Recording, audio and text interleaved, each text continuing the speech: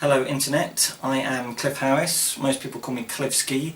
I'm an indie game developer from the UK and I have some games on sale this week in the Humble Weekly Sale. Okay, there's 4 games in the sale, in no particular order. They are Gratuitous Space Battles, which is a space strategy game where you design spaceships and you design fleets and you pit those fleets against ones designed by other players. There's Kudos 2, which is a life simulation game, kind of like a sort of turn-based strategic version of The Sims. There's Gratuitous Tank Battles, which is a tower defence game but with a lot of twists to it, so you can play as the attacker, you can design your own units. And then there's Democracy 2, which is a very complicated political strategy game where you have the job of President or Prime Minister, and it's based around actually governing the country as opposed to just the mechanics of getting elected. I've been an indie game developer for about 5,000 years, and a lot has changed over that time. It got a lot easier once the computer was invented. That made things much simpler. Kids these days, they just don't know how lucky they are, basically. I have worked in the mainstream industry. I worked at Elixir and I worked at Lionhead.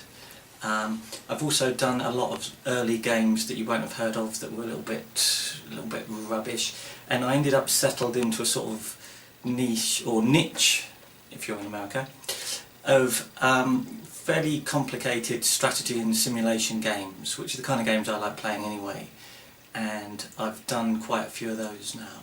The Kudos games are something that I am quite proud of. They're quite hard to describe really, but if you can imagine a game like The Sims, a life simulation game, but played out firstly in 2D and secondly as a turn-based game, so it's all about the decisions.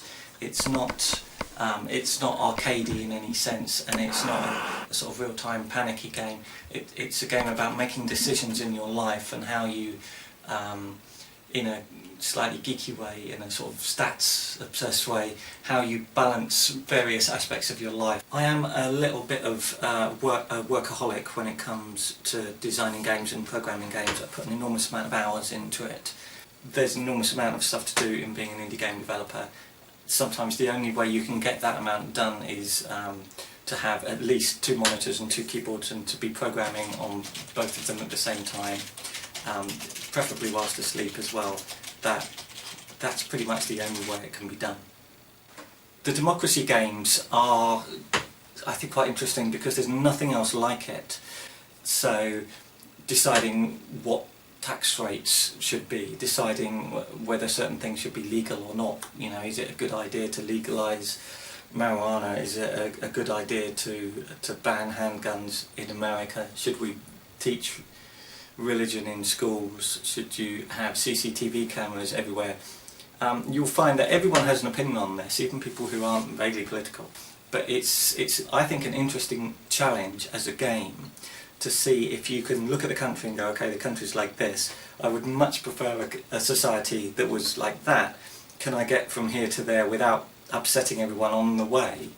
I'm very pleased to make a game that actually treats gamers as kind of mature, sensible adults, because sometimes they are, a lot of times they're not, but you know, sometimes they are, and I don't think there's enough games that are aimed at that serious side of.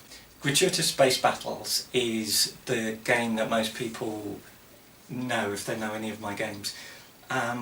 It's quite funny because up until that point I'd been doing a lot of geeky strategy games, and I used to get grief from people saying, obviously you don't know how to code graphics, which is why you do the games you do, which I was always a bit insulted by.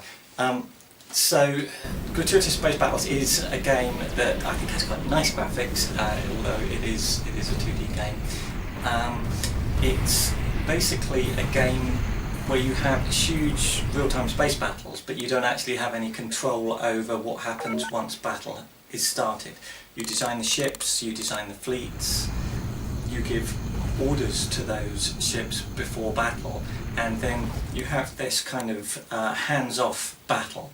One of the benefits of that is you can send your fleet to a friend and he can design a fleet to fight against it. Gratuitous Tank Battles is a tower defence game. I quite like tower defence games, but I always think that there hasn't been much experimentation on what you can do with a tower defence game. They're always exactly the same, frankly. They're always predictable waves of attackers. There's only so many units.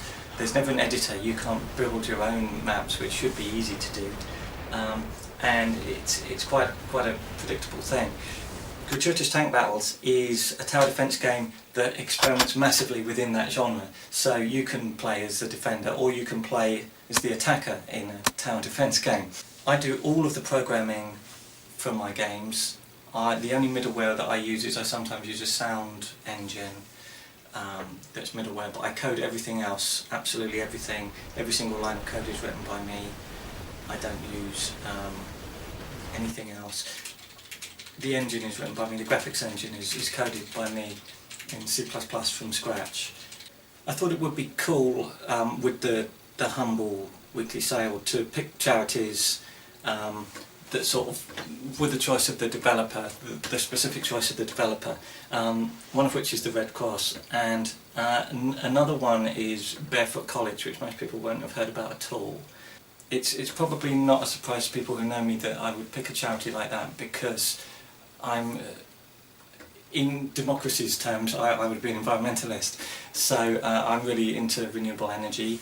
I have solar panels just out there that I can gaze upon as I code. So to actually sort of build up education and training in the developing world, I think is brilliant, and to do it in a way that makes them energy independent, I think is fantastic, and I'm very pleased to pick that as one of the charities for the Humble Sale.